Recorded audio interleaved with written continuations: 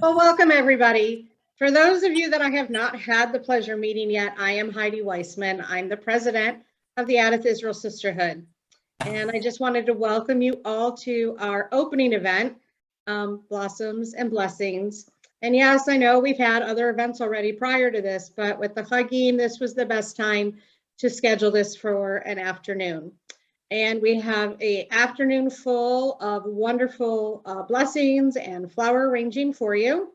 And I want to just give a shout out. We had a great committee that pulled this all together. And you know, COVID is still there, so we decided it was best to do this on Zoom. So for those that we got to see this morning, it was wonderful to see you all in person. And I'm so glad that you were able to join us for our event. And with that, I'm going to turn it over to the committee. Well, thanks everyone. My name is Chaya Doc, and it is wonderful to see you here. I thought I'd give you an overview of what we're going to be doing. My co-chair is Lisa, and it's been wonderful to work with Lisa and the committee. Rabbi Ben Scheidel is with us today, and he's going to be educating us and giving us some words of wisdom about blessings as it relates to blossoms. And in our meeting that we had last week, he is the perfect person to talk about this. And afterwards, we're going to hear from Joy, where Joy does our floral arrangements. And you all had an opportunity to pick up your flowers this morning. And Joy is going to educate us about different types of flowers and how to make our arrangements, and we'll be making arrangements with her. And then we'll turn it over to Sue, who's going to give our announcements. So it's the high level overarching program. I'd like to tell you a little bit about Rabbi Ben Scheidel. Is our associate rabbi. He majored in religious studies at Yale University. Upon graduating, he spent 2 years at the Institute of Southern Jewish Life. Outside of his rabbinic life, Rabbi Ben enjoys music, dancing, watching baseball, and you will know him best because he builds relationships.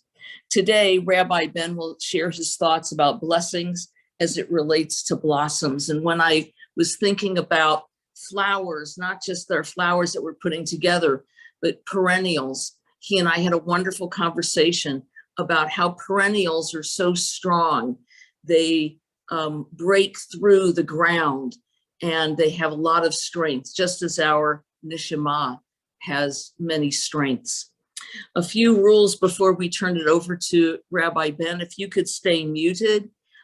If you'd like to raise your hand to ask a question, do so in chat, and Rabbi Ben will, we will call on you and he will answer your questions, and he'll open it up for a wonderful discussion with us. Without any further ado, Rabbi Ben. Okay, first of all, thank you so much, Chaya, for the lovely introduction. And it was just such a wonderful conversation last week that we had. It really meant a lot to me to consider these ideas. And thank you so much to Heidi and to Lisa and to Sue and everyone who's made this happen. It's really special. And I'm actually here in Boston, Massachusetts with Abby Schiff, so she's on here too. And we were just out actually looking at some really beautiful flowers in a nature center. And it's like, I think the blossoms, flowers have this incredible ability to sense the beauty and that connects us to something larger than ourselves, right? We can get a sense of God, and it also brings out the beauty in us. I think there's something, you know, when you go to the zoo, for example, and you see the animals, right? Sometimes it's more fun to look at the people looking at the animals as opposed to looking at the animals, right? Look at the kids and the faces on the kids. And I think sometimes it's like that with flowers as well, is that this is sort of the flowers in their beauty bring out the beauty in us and help us appreciate the beauty in one another and in the world, and help us connect to God in that way by seeing the beauty that God created. So I wanted to speak sort of to that main point of how flowers help us appreciate really the beauty in all of life, with a few different ideas, connecting flowers to Jewish tradition. And I got to, it was such a joy to research this. It was really such cool ideas in our tradition. The first one has to do with flowers and Torah, right? And some of you may know that on Shavuos, the holiday when we celebrate the giving of the Torah, right, we adorned our Torah scroll with a sort of wreath of flowers. This represents the vibrancy in the life that the Torah gives us, right? A living force in our lives that also evolves and grows and helps us blossom as well. And there's also a beautiful midrash that when the Torah was given at Mount Sinai, which as we know is in the desert, that this barren mountain in the desert just burst forth with flowers. And again, this represents the color and the vibrancy that the Torah offers us. And the flowers really are a symbol of that, right? They help us appreciate the beauty of Torah. We say the Torah is a tree of life, right? And it blossoms and it helps us grow as well. There's also these beautiful ideas in Jewish tradition, in addition to the Torah, or being like a flower or like life, but it's also like we are a flower. And there's the beautiful verses in the Song of Songs, this love poem that describes the rose or the lily of Sharon, and the rabbis read that rose to be the Jewish people. And there's another quote from the Song of Songs, like a rose among thorns, so is my beloved. And the rabbis read this as the words of God saying to the Jewish people, we're like the rose in the thicket, just like a flower is just cherished and taken care of by the gardener, right? Nurtured and grown, so too are we nurtured and cherished by God like a flower. And according to the Zohar, the central text of Jewish mysticism, just as a rose has 13 petals, so too are we surrounded by God's 13 attributes of mercy. So the flower can represent sort of us and our relationship with God, this loving relationship. There's also a beautiful Shabbat song that says that the Jewish people are kind of like a rose that's guarded and secured, like roses gathered together. So we're protected by God like a gardener guards, and cherishes and nourishes his or her flowers. There's two other really interesting ideas. So we've spoken about flowers and Torah and about flowers representing our relationship with God. Flowers also represent redemption. They represent a sense of hope, of looking towards a better future. So we have in our daily prayer in Amidah that the sprout of Jacob will flourish. That's sort of what we're praying for. And in more recent years, the Zionist movement, we talk about the modern state of Israel, has seen the flowering, the greening of Israel as a sort of modern day redemption. The idea that we're making the desert bloom, filling it with trees, green, and flowers. And I remember when I was younger, one of the popular songs, Ashkedia Parachat, that the almond tree is blossoming. And we know this is the first tree that blossoms in Israel and represents that hope of springtime, but also perhaps that this larger hope of bringing redemption to the land of the ingathering of our people. And I found this beautiful poem by a contemporary Israeli poet named Shin Shalom, and I'm just gonna read these beautiful words for us. It describes Tu B'Shvat, right, the birthday of the trees when the almond tree is blooming, and it suggests that redemption will come to Israel when Israel is filled with blossoms and blooms. So these are Shin Shalom's words. On Tu B'Shvat, when spring comes, an angel descends, ledger in hand, and enters each bud, each twig, each tree, and all of our garden flowers. From town to town, from village to village, the angel makes a winged way, searching the valleys, inspecting the hills, flying over the desert, and returns to heaven. And when the ledger will be full of trees and blossoms and shrubs, when the desert is turned into a meadow and all of our land a watered garden, the Messiah will appear. This idea that redemption can come about through growing beautiful things, I think, really is touching and something that perhaps we can all contribute to in the gardens that we have. I want to close with one last idea to talk about flowers and God. Right, God is representing perhaps the highest of our ideals and the greatest beauty in the world. Right, and flowers can connect us to God by demonstrating the beauty of God's creation.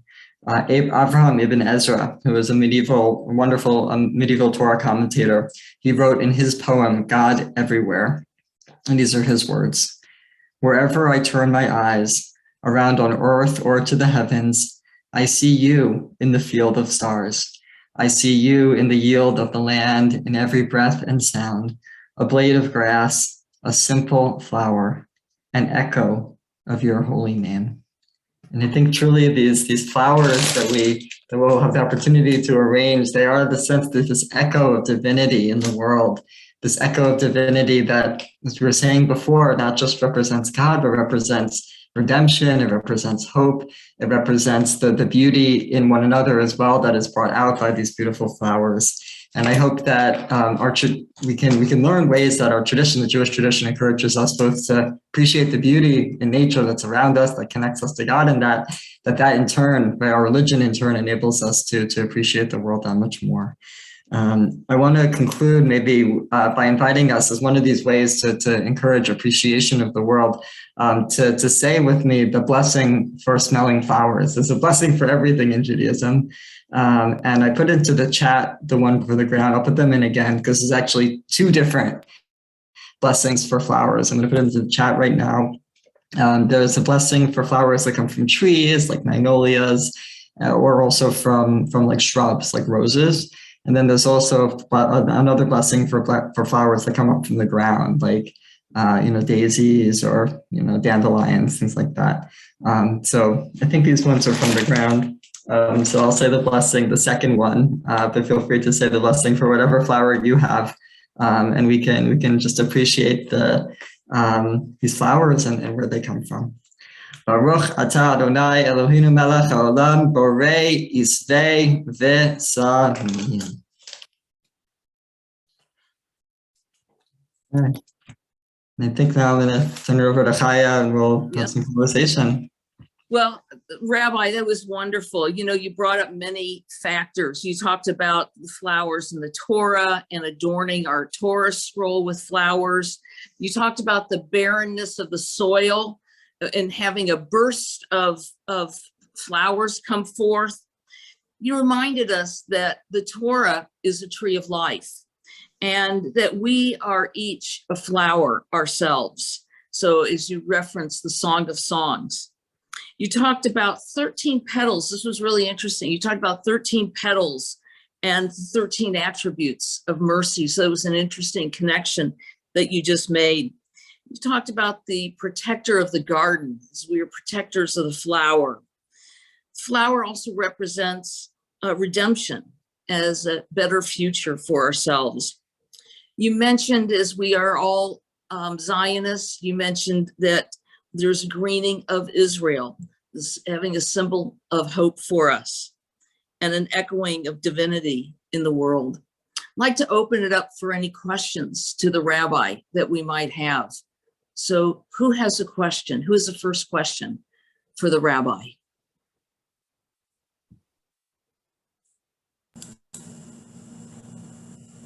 I have one. Yeah, go ahead, Marlene. We know all about the serpent and the apple, but I'm guessing that the Garden of Eden had flowers in it too. We're not guessing that's the original source, the primordial source of all things beautiful.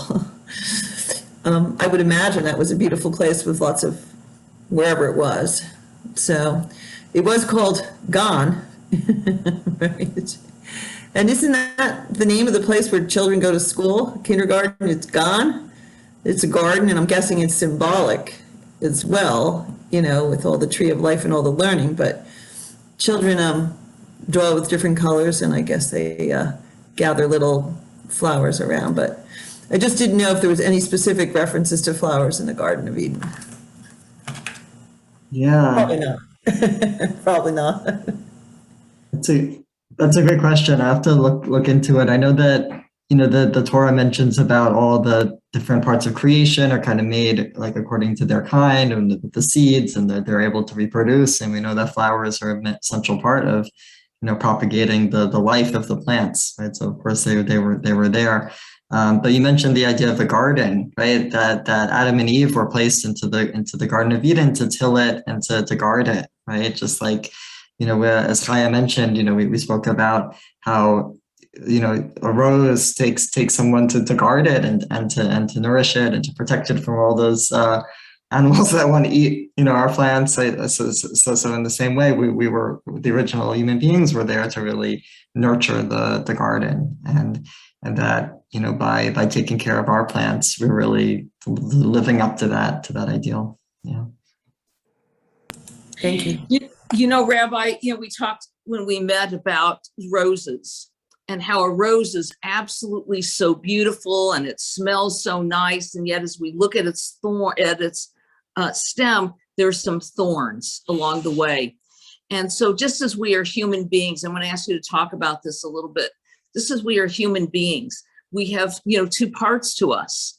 We have this beautiful, beautiful part to us. And then we also have this thorny piece. Could you kind of use the rose as a metaphor for us as human beings? Beautiful. Yeah, thank you so much. I mean, in Jewish tradition, and this goes back even to a quote in the Torah that talks about like trees when you're in actually like a siege and a sort of a battle, and it says, you don't cut down the trees that bear fruit because they're, or are they human beings? Are they gonna kind of run away? And the rabbis like read that, of course, in a creative way, and they compare human beings to trees, and to say, well, human beings actually are like trees. And I think we can say the same thing about flowers as well. Just like flowers have roots in the ground, so too are we rooted in the people and in the environments and in our families that nourish us, that give us and that help anchor us and orient us and know where we are in the world. Just like a flower, like a rose grows, and shares its light and shares its beauty with the world. So too, that's part of our mission in the world.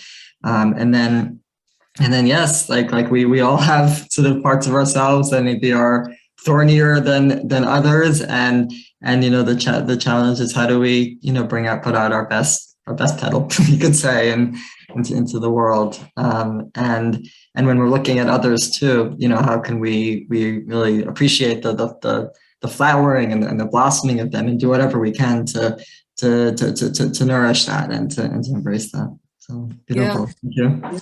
So Rabbi, over between Rosh Hashanah and Yom Kippur, we were turning over new leaves, so to speak. Can you talk a little bit about us turning over a new leaf as it relates to flowers and petals? I like that. Yeah, I mean, you mentioned earlier about the perennials, right, that come up each year, right? You may think they're gone, but they keep coming back, right? And I think in some ways, like when we look at the cycle of the holidays, like we get, or the cycle of the Torah readings, that they return to us kind of like perennials each year, kind of coming up in our consciousness. And, to what I think each year, even though the flower might look the same, there's always sort of the differences in it, based on the environment, based on the climate and the garden, right? That based on the context, or how many weeds are around it? Are there more deer that are coming in or not, right? So sort of how can we create the environments in which each year, as these cycles return to us, we can make the most of the Torah portions, we can make the most of the holidays. And I think in terms of turning over a new leaf, like there's something, it's funny because we're coming down towards the fall, which is like when the plants, we have the beautiful sort of last flourishing of all the colors on the trees, and then they're going to kind of go dormant. But then in the spring they'll reawaken again, right? And I think so much of what Jewish tradition and the high holidays, when you talk about renewal, is how can we sort of allow a renewing of ourselves during the time, even when the natural world is starting to go dormant. Like how can we find the blooming within us, even when it's not necessarily around in the natural world? And with the cycles of the Torah readings and the holidays, this allow us to bring out sort of this internal blooming as well. That's great. Pam Myers has a question. So Pam, would you unmute yourself and ask the rabbi your question, please? Thank you. pre-pandemic days, I had a class with Rabbi Ben, and he talked about the three rabbis walking in the Garden of Eden, sort of following up on what Marlene introduced. And I was wondering if you could, in a few minutes, summarize a 1-hour class, because I thought it was a very beautiful teaching.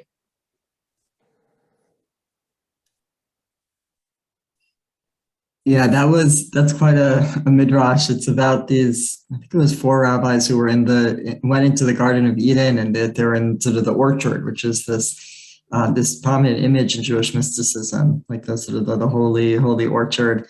And it didn't go so well for most of them. I think one rabbi went crazy, another one like died, another one, and then like only Rabbi Akiva came out kind of intact.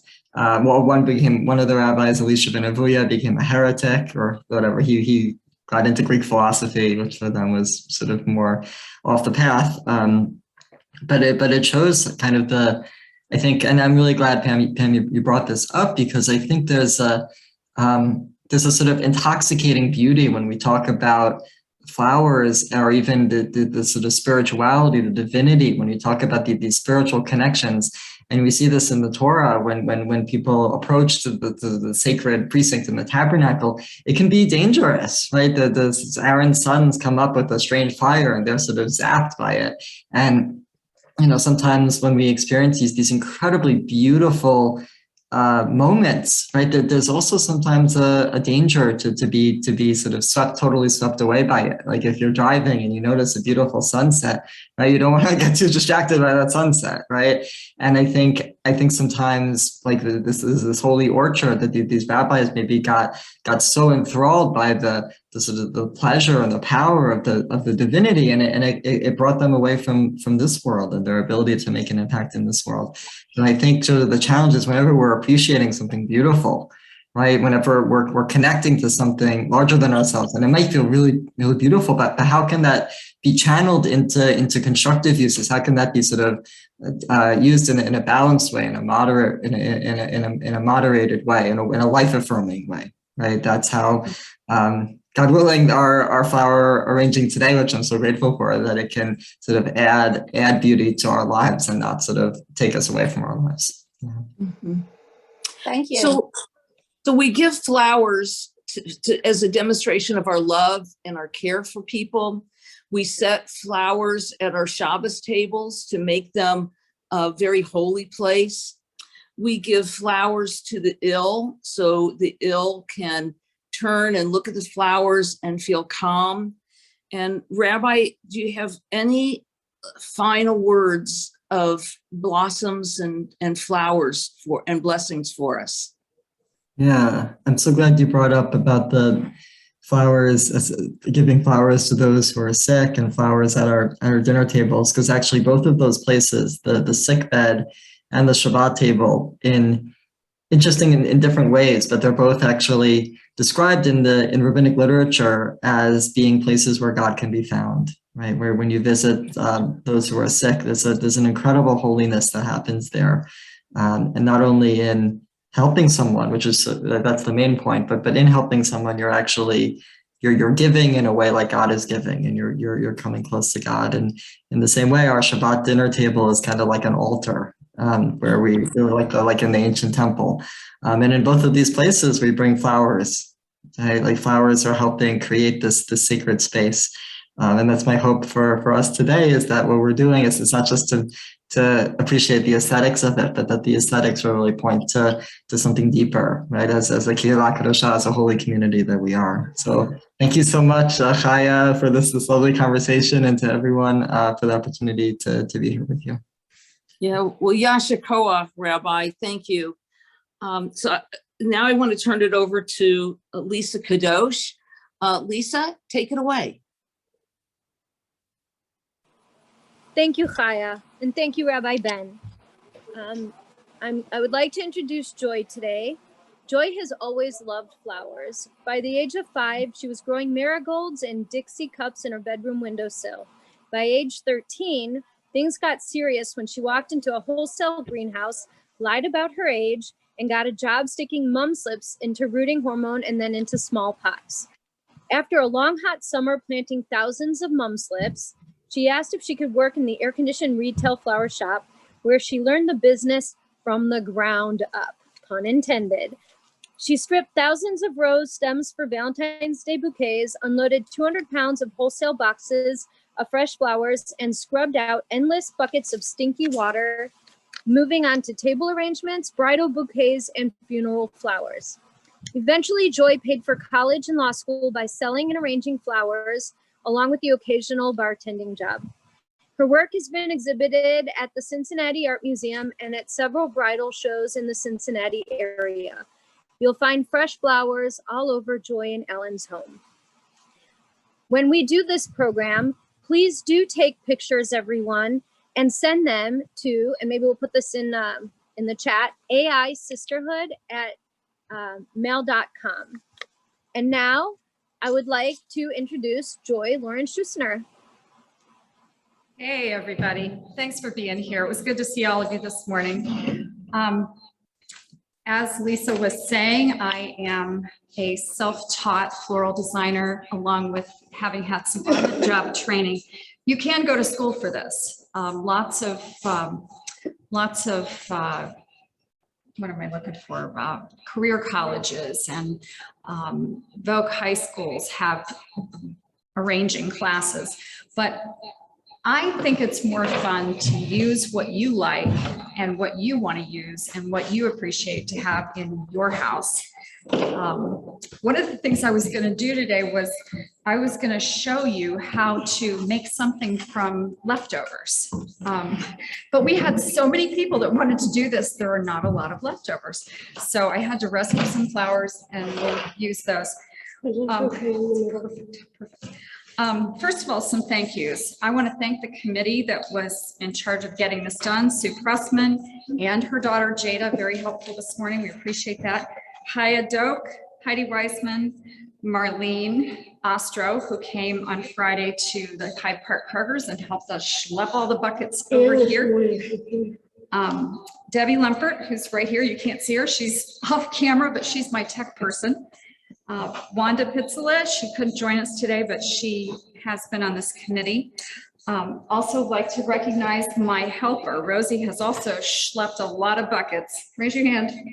No, okay, she's sitting here with me. She schlepped a lot of buckets and she's been arranging flowers since she was a little girl. They help pick the order of the bases. And one last thing, Kroger's. They didn't ask us for any recognition, but they gave us probably more value in flowers than we actually bought. They just gave us armloads of roses and all kinds of things. So we're grateful. Some in the black bucket. We're grateful for that.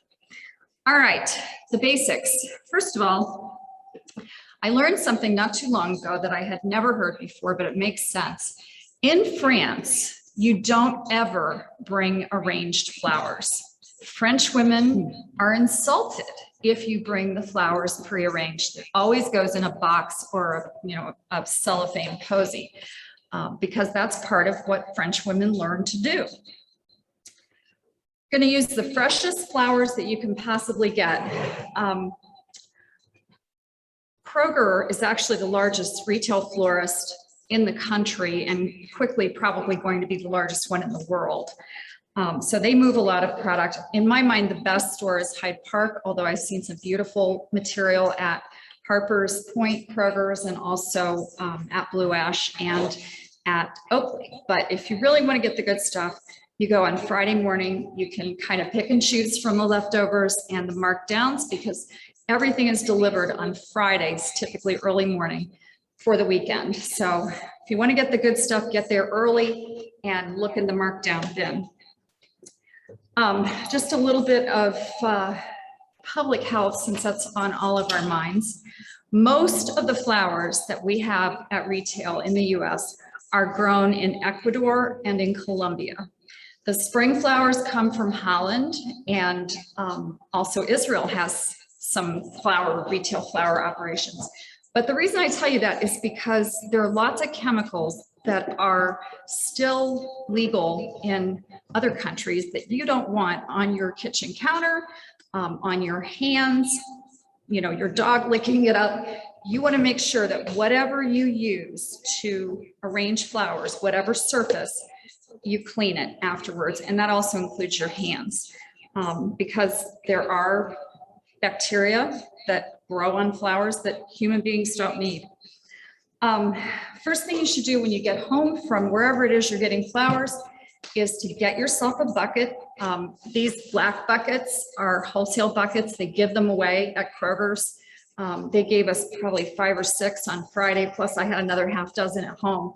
I always have one of these in the back of my car because they're big enough that you can just put an inch or 2 of water in it and it won't turn over. Marlene Ostro knows all about turning over. She got a bunch of water in the back of her car on Friday after we got the flowers. When you come home, you're going to take them out of the cellophane and you're going to cut the stems. Now, there are people who believe that you have to cut them on an angle. If that was the case, I would have cut more than one of my fingers off long ago. I really prefer something like this. I buy them at the Ace Hardware. I think this was $11. I've had a couple of fancy dancy ones that are made for floral designers. What ends up happening is when you're busy, you scoop it up and into the garbage it goes. I've lost both of those. So my feelings are not hurt when I lose these. These are great also for herbs and for, my husband used to be into bonsai. He used something similar for this, or for bonsai. You want to keep your flowers in water until you're ready to arrange them. It doesn't have to be deep, needs to be clean. And when you're getting ready to arrange, oh, there's one that's completely stripped. You're going to want to strip off any of the foliage that's going to be underneath the water. We use, and some of you know this already, you saw it this morning, we use the cheapest lemon lime soda you can buy it for 39 cents a 2 liter. I keep a couple of these underneath our kitchen sink because they last forever. It doesn't matter if it's flat. 2 things that are in this soda that the flowers need. One is citric acid, which keeps the bacterial growth down. That's really what kills flowers the fastest. They can do without water for a couple of hours, depending on what kind of flowers they are. But if they get a clog in the water uptake system, typically bacteria, they're gone. Not a whole lot you can do. Always cut them and always put them in water when you get home. Let's see, we've talked about tools. Just going to talk a little bit about kind of how you do this. I am always learning. I love to look at things on Pinterest, and I think didn't we send a link from Architectural Digest? There was some really cool flowers.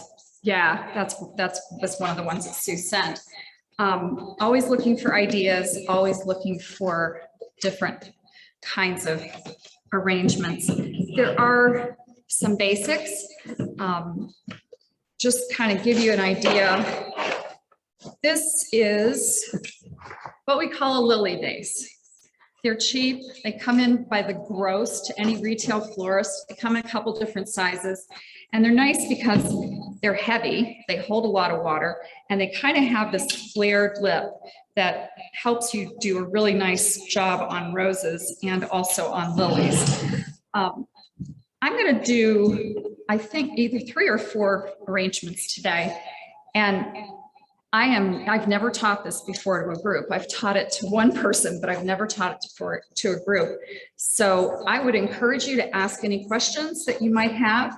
If I can't answer them, I will try to find an answer. Typically, arrangements are going to either be meant to be seen from one side. Those are what you see in front of the bema. Those are typically just seen from the front. More often, you're going to want to be able to look at your arrangement from all the way around. The trickiest probably is to do a really big centerpiece because you almost have to use floral foam. I know we talked about that. Haya, you asked about that. That's the one place where you almost have to have floral foam because you're going to have flowers that are going to go up the table and down the table. And flowers aren't meant to be, horizontal and stay there, and they won't unless you have floral foam. The rest of the time, I learned and I teach a more architectural way of arranging where the flowers actually hold themselves up because the stems are interwoven. In terms of rules, there are no rules. There are some guidelines. Typically, you're going to be looking for about 2/3, 1/3. So if your vase is, I don't know, 6, 8 inches tall, you're going to want about 16 inches of plant material, but that's not written in stone. It just depends on what you like. Monochromatic tends to be more formal. I love white and cream together. They had a beautiful arrangement. I can't even describe it to you. It was a huge arch made of driftwood that they had done a lot of white and cream flowers at the Hyde Park Harbors when we went to pick that up. I use all kinds of materials. These are kind of cool. These are cabbages. These are fun to use for fall arrangements. We also, Rosie and I, when we were coming to the synagogue today, we stopped on the way in and we cut some goldenrod. There was goldenrod, and I have no idea what this is. I think it's some kind of little European aster. I just took us 5 minutes, all of that, and people I think have enjoyed using it. So I do, I forage sometimes. Flowers are expensive. If you take care of them, they're a good investment, but they can be expensive. So I kind of like to fill in with other kinds of foraged materials. I love goldenrod. It's the right time of the year for that. So we're going to go right into the arranging. I'm going to start with the lilies. Happens to be my favorite flower to arrange because they're stupid easy to arrange. You can go to Kroger's and for I think $9 you get 3 really nice stems. These are Oriental lilies. They do smell. If you don't like a strong smell, you probably don't want them in your bedroom. 3 stems of lilies will fill a whole vase. Now, does it look like it's full? No, don't be afraid of the negative space. You need space for the lilies to open up. No. I was gonna cut it down a little Well, I'm bit. just going to show how we do it. The way we figure out where we're going to cut. You did in front. Yeah, sorry about that. The way we figure out how we're going to do it is we hold it up against the vase, and you want it a little bit kind of at an angle. You're going to cut, you're going to put it in there. You want all of the leaves below the water off. That's the quickest way to kill your flowers, is for them to have rotten leaves.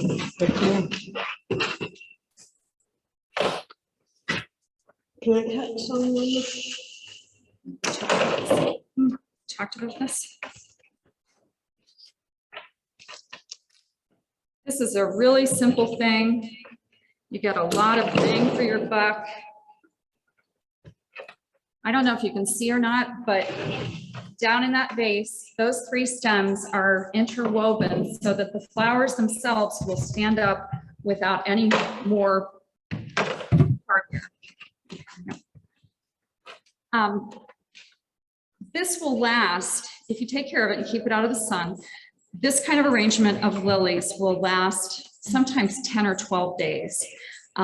They keep maturing, and even these very green buds will eventually, if it has enough water and doesn't get clogged up, it will eventually bloom. And then when it's bloomed all the way out, you're done. I typically cut off the dead ones every day because it drives me crazy to see them sitting there. But it's also hard on the flowers to keep trying to make seeds, which they continue to try to make seeds even though they're cut. So you don't want to leave the dead ones on. We have a question. Yeah. What water temperature? Water temperature depends on what you're trying to do. If you have flowers that are not open enough and you're in a hurry to get them open, which sometimes happens, you want to put them in just like warm water, not hot, but warm water. The rest of the time you want to put them in cool water, not cold, not ice, just cool.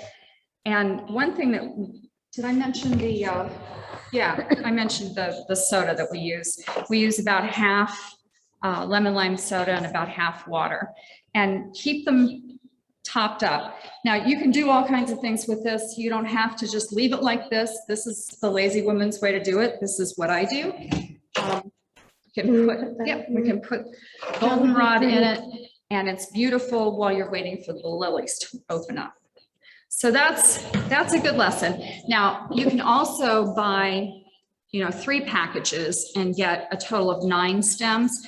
You're going to have it taller, you're going to have it bigger, and it's going to have a lot of flowers on it. Lilies are very floriferous, and they are a beautiful thing to use.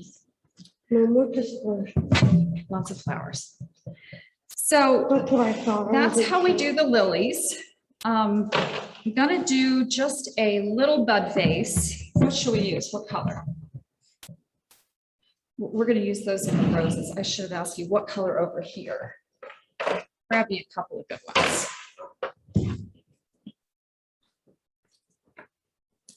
Okay, that's a beauty. This is a beautiful pink rose. Yeah, can I have another one? Maybe a light pink one? That's pretty. That's great. What's the ratio of water to lime soda? About half and half. You're going to use about half and half. And you don't have to fill it up. There we go. Can you say the ratio? Yeah, about half and half. You're going to use about 50%. Yeah, we just need to. They don't know what not everybody knows the question. Oh, sorry. Somebody asked, what's the ratio of soda to water? There's no magic. You just need to have enough in there. You can also use the little packets that they give you when you buy flowers, but yeah, thank you. This kind of thing, comes with every bouquet. It's basically the same thing. Use about a quart of water, a little bit tepid kind of temperature, and you can dissolve this. But if you do a lot of flower arranging, you're going to want to have the soda underneath your kitchen sink. One of the things that you start yourself out on as a young designer is doing bud vases. And this is really nice. Well, we'll use it. Really nice to put on a bedside or in the middle of a table. Oh, I should thank Sue Pressman for the huge tarp so that the social hall isn't a total wreck when we leave. You don't want to do this any place where if the water gets on the floor, you're going to have a problem. I typically, when I'm doing a bud vase, will do 2. Where'd my other one go? Your other rose? Is that my other rose? No. Where's my other rose? Did you already use it? No, did I? No. Let's. Oh, there's another pink one. So I noticed that you kept the leafy one shorter than the rose.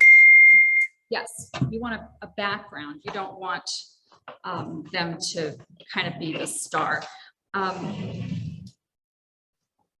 Another little bit of advice, avoid the wire services. FTD, Teleflora, they mark flowers up by about 50% or more, and they add all kinds of fees on.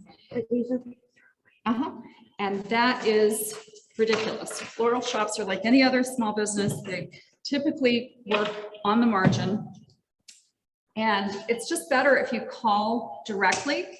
With the internet, you can find anything anywhere. I just sent my stepdaughter some flowers not too long ago, and I called Stamford, Connecticut, and I got a hold of the shop owner, and they are always thrilled to hear from you, and you will get so much more bang for your buck than you do if you order through the wire service. I don't know if you saw that.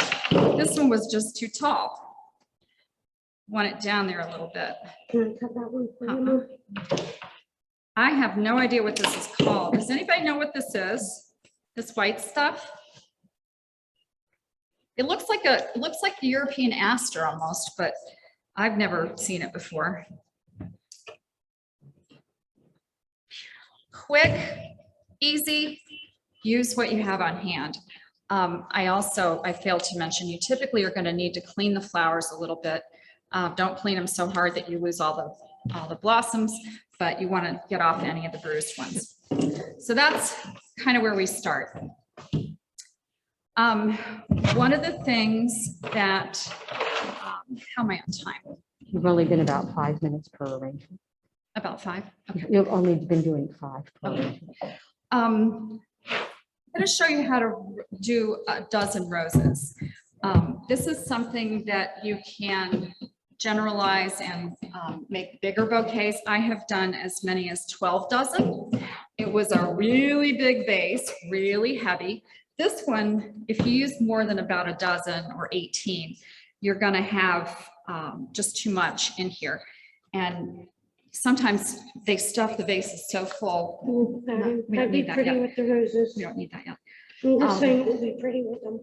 To put the roses in this, lost my train of thought. Sorry. That's okay. I'm going to show you the way I was taught to arrange a dozen roses. Again, it relies on having the architecture of the stems in the vase. So we can show you that. And the way you do it is for a dozen roses, you're going to arrange like 7 or 8, and then 3, and then 1 on top. And I'll show you what that looks like. So this is always a challenge because you're working with a natural material. Some of the stems are going to be longer than others. It's called calico aster. What? Calico Is that aster. what it's called? Who knew that? That's somebody's. That was Leah Marcus. Okay, somebody is a forager. Thank you. I thought that was an aster. It looked like one. Can you pull off the dead ones there, maybe? Do we want this?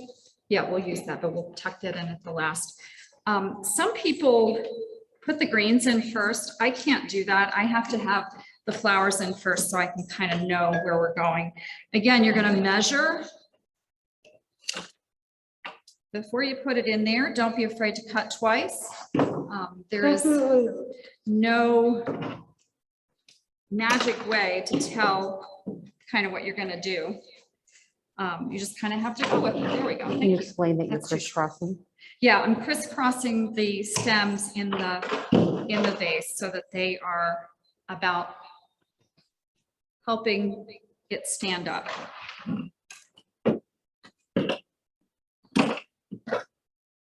This first tier, you're going to want them about the same length. This is going to be the second tier, honey. I guess we can do that. Let's do that. I just like it. Yeah, I do too. We just bought what we liked the other day. And we found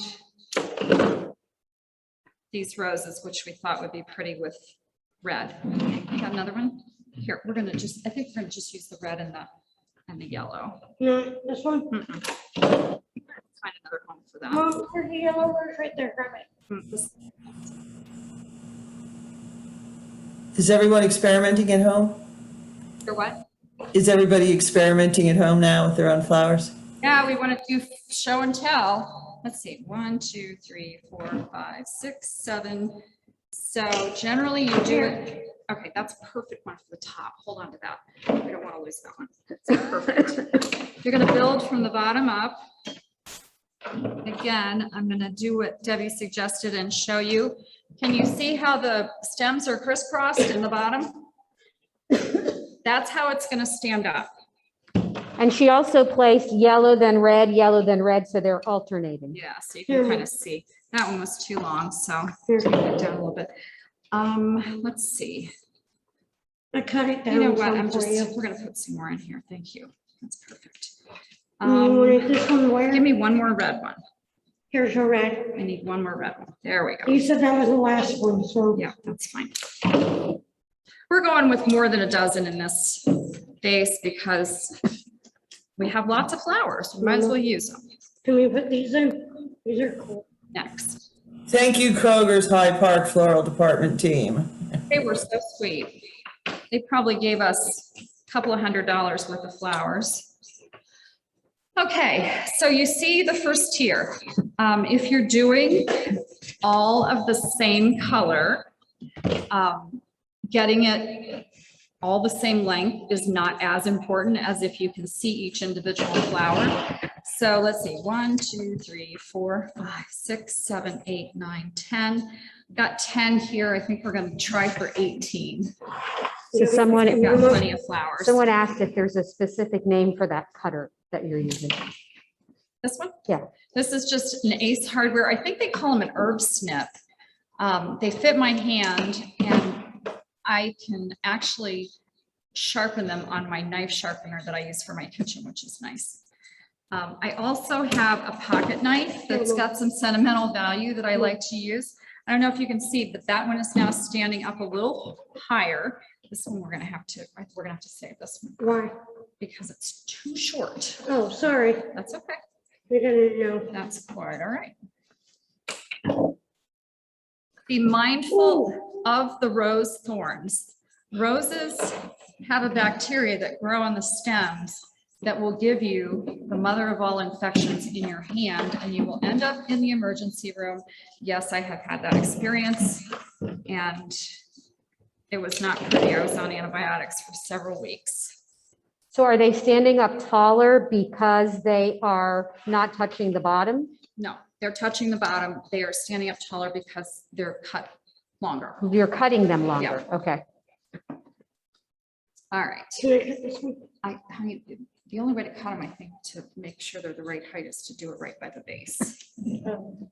We'll just eyeball it. By the way, I want to give Rosie a shout out. She has spent the last month cruising on Facebook Marketplace and Nextdoor looking for vases. The vast majority of the vases that you see when you came today are thanks to Rosie. We were going all over Norwood picking up vases. We don't want to See move if that's it tall over. enough.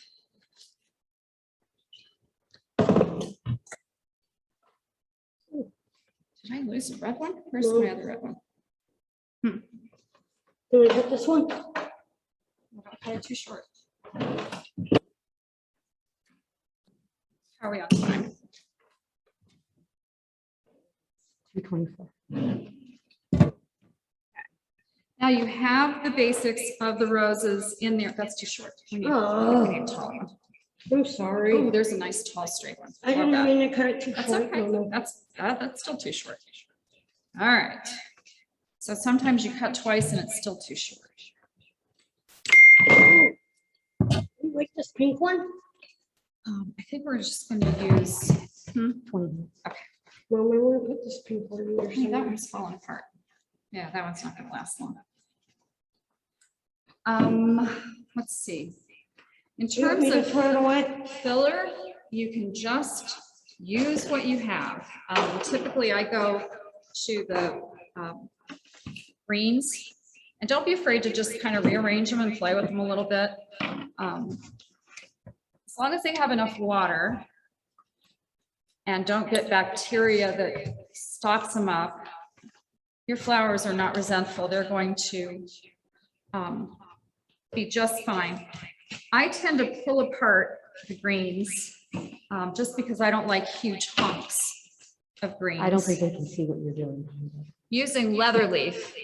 This is the bane of every florist's existence because it gets all over you. It's got like a, I don't even know what it's called, but it's like got little things on the bottom, spores.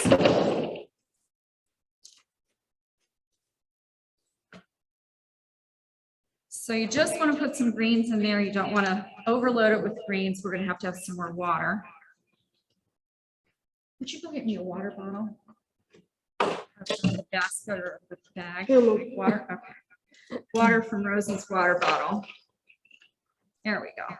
Make sure you get the leaves off that are going to be below the water, or you will come downstairs the next day and your arrangement will be bad, will be a mess. This is more of the stuff that we foraged this morning.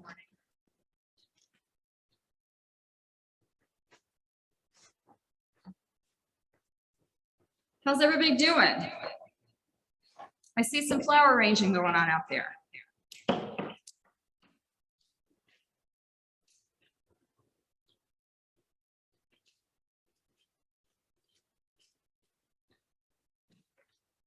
I had a couple different kinds of greens to use. Is it okay to use a regular scissors? It absolutely is. It hurts your hand though. That's why these are, there's a little more leverage with these. I can't cut thick flower stems with regular scissors. But it does not damage the No, stems? No, there's all kinds of craziness out there about how you can squash the stems and, you know, my experience is get it home, get it in water, keep it out of sun, and you're gonna do just fine. So Joy, I'm using my Cutco scissors that come in the Cutco block, and I'm able to cut through those thicker stems. So Yeah, some of them you almost need like a bypass pruner, a hammer. That's actually what I had before that cost a small fortune. And I keep throwing them away, so I don't buy them anymore. What? The expensive pruners. None of this garbage. Are we using it? No, that's garbage. Don't be afraid to rearrange a little bit Oh, pretty. as the week goes on. I don't know what this. Kroger This is pretty. though. Guarantees their flowers for at least a week. If they don't last a week, take them back and say, I have treated these properly and they did not last, and they will replace them. Where do you put, Mom, where do you want to put this pretty? Green. Let's see. Okay. Beautiful. Now, the only difference between this and 12 dozen is the size of the vase and the number of tiers. As much as you can, you want to use odd numbers. You know, a dozen is an even number. It's kind of hard, but typically an odd number in each tier, and each tier gets smaller as you get taller. So if I wanted to make 12 dozen, I would just have the bottom tier probably about that big. And then you just work up from there, and you just have to play with it and figure out what you like. Let's move you down a little bit so Okay. you're not missing. So there's a dozen roses. All the talking took longer than the arranging. Just a little bit of, So I have a question for you. yep. If you're going to do multiple layers, how do you get the stems to reach down into the water if you're going to go up higher? You don't cut them too. Got They sell, but yeah, that's a good question, but there's a complicated answer. The wholesalers sell roses, I think up to 32-inch stems, which is plenty of height. Cut these down a little bit, just kind of fill in the holes a little bit. I showed them what it looks like Yep. on the top. I learned that God puts all of the colors together, so don't be afraid to do that unless you're looking for a real formal look. I don't know, can you see that? Can you see, kind of looking I'm down? trying to figure out where I am. Hold on. Does anybody see the rose arrangement from the top? Yeah. there it is. Okay, all right. You can kind of see what we did. Like I said, don't be afraid to rearrange it. It won't hurt it a bit.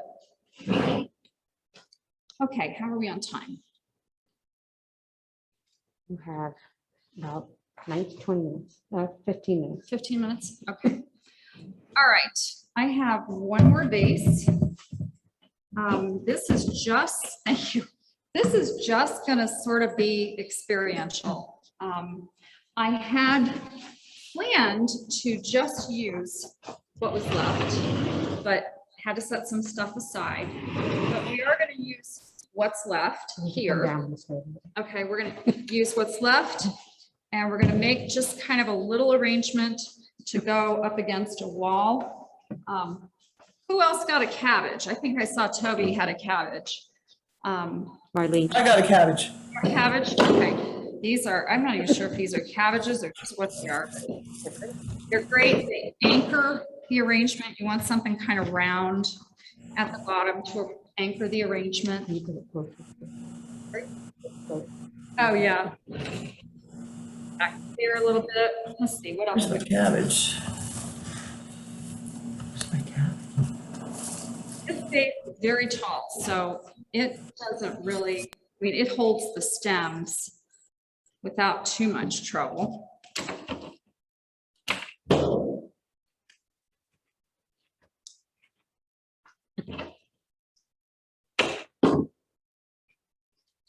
eventually, when we are having in-person events again, I will be glad to help anybody who wants to learn more about this do that, because I've had a lot of mentors over the years that have done hand over hand teaching so that you can get the hang of it.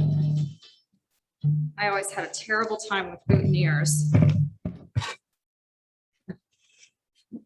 working with tiny little pieces of flowers. Let's see, where'd my helpful assistant go? Okay.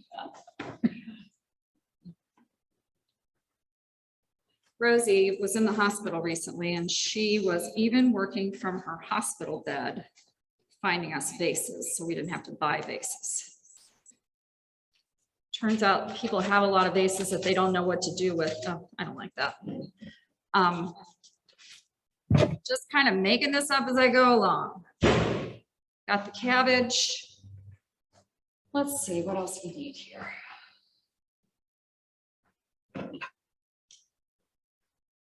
Maybe she went to get some ice. Just kind of whatever you have handy. Wish I had some mums, and I don't. They're all gone. So we'll just go with it. Beautiful. Got 2 roses. And yep, cabbage. All right, your time is coming, so make sure you got something to show us.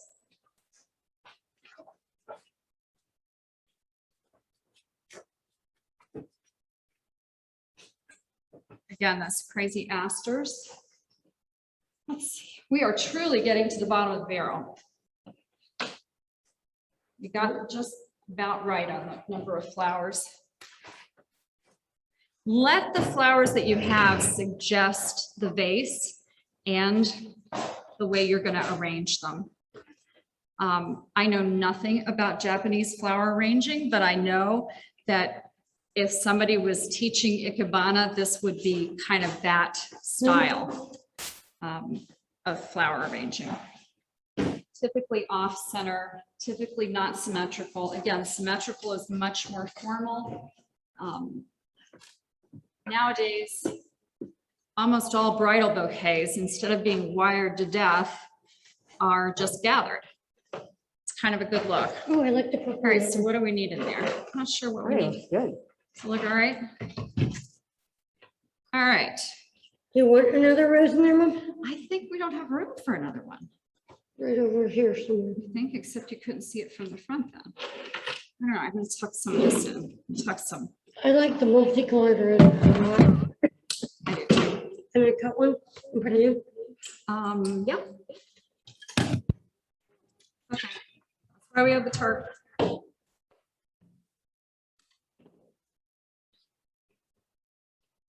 Now think about it before you put it in there. Where are you gonna put it? Where's it gonna go? Yeah, I think that's great. Let's cut it down a little bit. Okay. Put it down here, you think? No. I cut it too short for another one. That's so- perfect for this though. One more?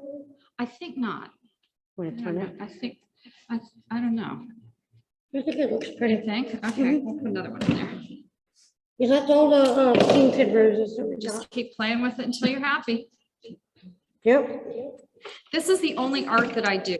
I can't sew, I can't paint, I can't do drawings, I love to do crafts. but I love to arrange flowers and I love to design gardens. You paint in flowers. Yes, somebody said that to me, that I paint with flowers. I wish y'all could have seen the lilies at my other house. I had lilies a couple of summers that were about 18 feet tall. And lots of hummingbirds, because the hummingbirds love the lilies. Okay. We have a so- couple questions. All right. ask How away. important is airflow within the vase? It depends on the flower. You got to leave lilies enough room to open up. And don't be afraid of the negative space. In terms of airflow, you're not going to have these long enough to have any mold or mildew develop. But you do want to make sure that the flowers have enough room to fully open. And the other question is, how high can the grasses be? As high as you want. I think that looks pretty in there. It does, doesn't it? It looks kind of wild. Looks cool. Yeah, I think I'm gonna cut it down just a little bit. Okay, that's fine. Needs to be cut down. I just a didn't tad. know if it looked pretty in there. You want me to cut it? Nope, I got it. Let me just do this real quick. The stuff we gathered from the synagogue's yard this morning had honeysuckle vine all over it. So we have honeysuckle vines. Now we kind of lost the cabbage. That's kind of a focal point. So you just kind of pull it out a little bit. I used to work with a floral designer who was very funny. And he always said, make sure you zhuzh it at the beginning or at the end when you're done. And that often just means that you're gonna pull it out of the vase just a little bit because maybe it's a little bit too tight. Rabbi Ben showing you here. Let me see. I walked out without my clear glasses Hold on, today, I'm going to, if you guys, I'm gonna, Sue, do you want to highlight? Hi. We combined two bouquets that we got because we weren't able to pick things up, but we had some white daisies and a colorful one, so we're trying to highlight the colors with the daisies. Beautiful. I love white with just about any color. Sue, can you spotlight people who have arrangements?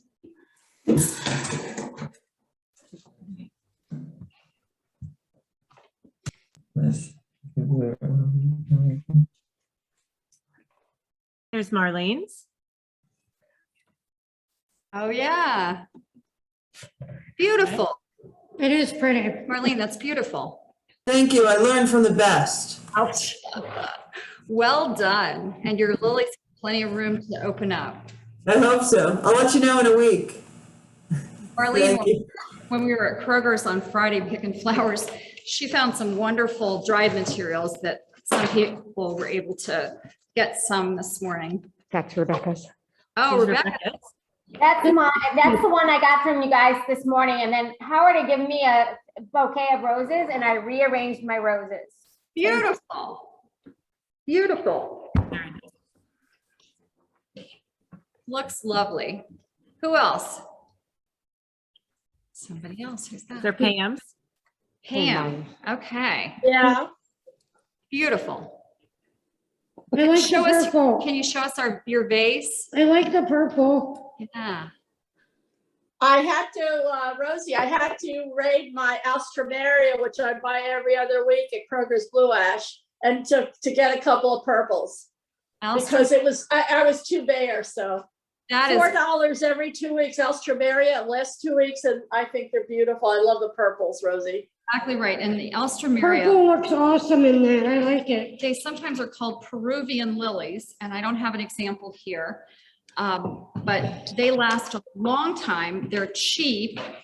And they just keep opening up, and they come in a million different colors. You can get Alstroemeria in pinks and purples and yellows and gold. And not a true red, but lots of pinks. Yeah, they have a good color choice usually. Oh, I'm sorry, am I unmuted?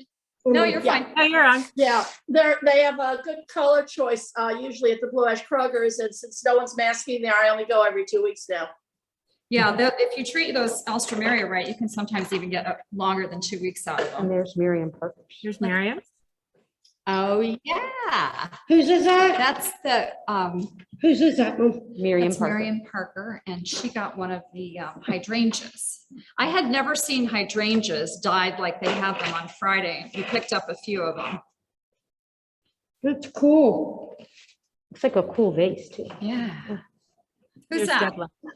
Deb Leonard. Hey, Deb Leonard. That's beautiful. I like that gathered look. Yep. I can barely hear you guys because I'm outside, so I apologize. But She likes the gathered look. yeah, it looks informal, looks fun. I've seen a lot of styles come and go over the years. You know, in the 80s, everything was very, very structured. All the bridal bouquets were done on, done. We did this morning. What's that? Oh, this one, yeah.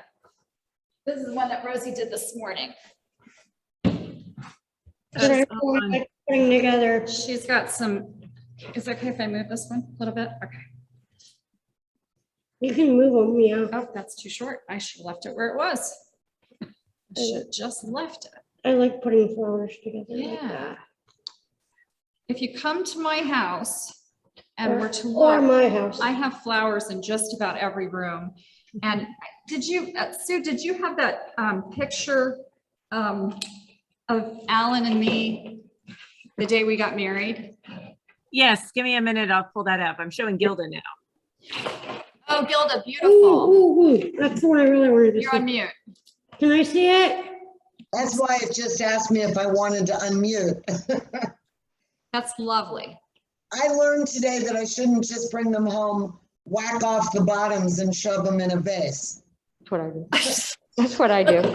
You know But what? that's time efficient, I have very done time it efficient. sometimes, and sometimes I get back to it and sometimes I don't. Is that the class summary for the university offering? That's the summary of this class? Don't just come back and whack off the bottoms and shove them in a vase? Right. Hey guys, I had these, they're Fiskars. They came with, I think it was a meat or a bone cutter that I bought and it came with it, but they were great. Oh, yeah. Like same size as Joy's and they're sharp. And yeah, I really like these. Don't throw them away. That definitely looks professional, Gilda, when you have those scissors, for sure. Oh, okay. We had gorgeous mums, some beautiful fall colored mums, and it looks like Gilda got some of those. I love fall colors. Keep it away from the windows. I will. Don't want to get too warm. Who else wants to show us? Leave it on my, I already killed mums outside. You or the deer? Me, because it was too hot. I should have never bought them. I know better. But, you know, what can I say? Wants to show their arrangement. Yeah. Renee, did you have some flowers to show? I thought you had some showing earlier. I did. It's just stuff I found in my yard. Here you go. So, Wonderful. Oh, beautiful. I love that. Is that Veronica? including honeysuckle. What? It's got the berries now for extra pop of color. So I don't plan on keeping it. It was just for learning purposes. And thank you. This has been wonderful. I've learned a lot. Good. Appreciate it. My mom loved to forage for stuff, and we used to go foraging for cattails and bittersweet vine and all kinds of things. You can find a lot of good stuff and just in the outdoors. I have a deal with the cops at Eden Park. They don't arrest me when I go take a few things down there. But find them just in ditches and, you know, beside the highway. Joy, in the future, Yeah. no, I looked, most of my goldenrod is gone now. But I have a ton of goldenrod and a ton of those little white flowers, whatever they are, in my backyard. So, and I promise not to call the cops. If I come cut in your backyard. We had, It's either you or the deer. I like you better. Sue Pressman was good enough to cut some grass from her yard Oh, this that's morning. cool. And That's pretty. some of you probably were able to get some of these silky tail grasses. Just have to make sure you clean up whatever pollen they drop. I like it, Mom. They are beautiful. And there's also some other material that I know we had. I don't know where it is now, but does anybody else want to show us? You know, I have that kind of grass all around my yard, and it never occurred to me before today to use it. And I didn't even realize that's what I used in this arrangement. This is so eye-opening. I'm seeing what I look at every day and not know what it is. This has been wonderful. Oh, I'm glad. I have a question. You say to clean it up. How do you clean it up? Because I've got that grass too. I've got all sorts of stuff, but I'm always afraid, even with the goldenrod, to bring it in the house because of allergies. Yeah, I don't know if you can see or not, but this just, a lot of stuff falls off of it. I assume it's pollen. I'm not even sure. It looks like it, but it's going to get on your table. It's not going to hurt you. It's just That's the crown of the Gracilis. Is it what? It'll make you sneeze. The Gracilis maximus. You know, I'm going to put one little bit of it in here. I Okay. stole it out of Rosie's arrangement. Mama. Give you some height. So, Anybody? Yeah, Joy, I do have the photo of your bouquet. Oh, okay, that's fun. Do that real quick. There you go. Alan and I eloped. Neither one of us wanted a wedding. So we eloped to Indiana. And the Friday before we got married out in Indiana, I went to the local Kroger's, and I will tell you, they didn't have a huge selection, but they had some pretty flowers, some pretty fall flowers. And I just pulled apart about 3 bouquets and put one back together again. So that's what we did. And they gave me some ribbon to wrap around the bottom. It's lovely. So kind of fun. That's a good picture, actually. Yeah. How is our time? You all right? I'm just about done. Okay. Anybody else? Anybody have any questions or any burning questions? You're welcome to call me or email me too. Joy, thanks. Back to Lisa. Thank you. Thank you, Joy. That was wonderful. And everybody, thank you for sharing your beautiful arrangement. Feel free to take pictures and send them to AI Sisterhood. And now I would like to introduce Sue Pressman. She is the VP of Programming. She's starting her second 2-year term. She manages the AI Sisterhood Gmail account for the RSVPs. And she will come on and share this year's upcoming events. Hi, Sue. Hello. Thanks everyone for participating on our opening event. It's been great. And I've been too busy trying to click between everyone, but I can't wait to do my flowers after dinner and take a picture of my bouquet too. So I wanted to share with you events that are coming up this year. We're really excited. It's still a transition year, you know, of not being completely back, but we really enjoy getting together and being as in person as we can. But we do want to take advantage of Zoom for many other things too. So we hope there's something of interest to you. If there's other things that you'd like us to do or ideas you have, please feel free to reach out to me. I'm just going to go through a list of items here, but Barbara and Susan are leading our book club. They have put together the dates for the rest of the year. These may be books, movies, and other items. So please, the next one coming up is October 26th. We are also back volunteering in person in the soup kitchen. And there's been about 6 dates over the next years that are selected for Sisterhood, and that information is on our website. The first one is in 7 days on October 17th. And so please look for that information is also on our website. We are going to have, for the first time in, I don't know, perhaps maybe 10 years, Hanukkah Bazaar, where it's going to be on November 14th, prior to Hanukkah. Hanukkah is early this year. It starts right after Thanksgiving, or Thanksgiving is late, if you look at it like that.